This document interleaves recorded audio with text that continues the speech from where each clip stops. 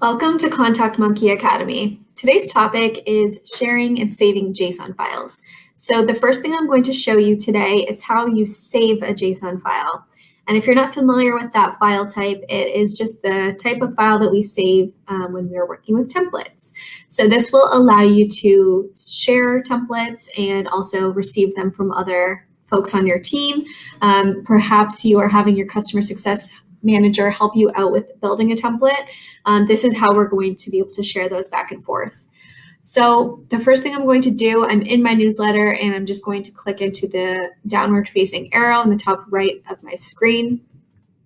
And the first option here is Save Template.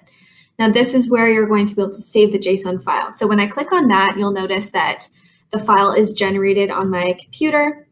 Now, if I were to open this just from my screen, it will just appear to be a bunch of random characters. So in order to actually access the file and view the template, we will need to upload it into our file explorer through our template builder. So I'll show you what I mean by that. I'm just going to jump back into my templates page.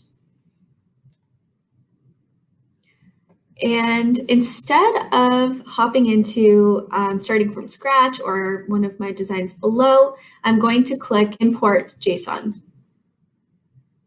Now you can see that this file was saved to my computer. I actually saved it twice, so I'm able to select the file that I just saved, and this of course would be applicable if someone sent you that file as well. Now it's going to generate that file in my template builder. So even though I was just sending it to myself today, this will work with any colleagues or, again, your customer success manager.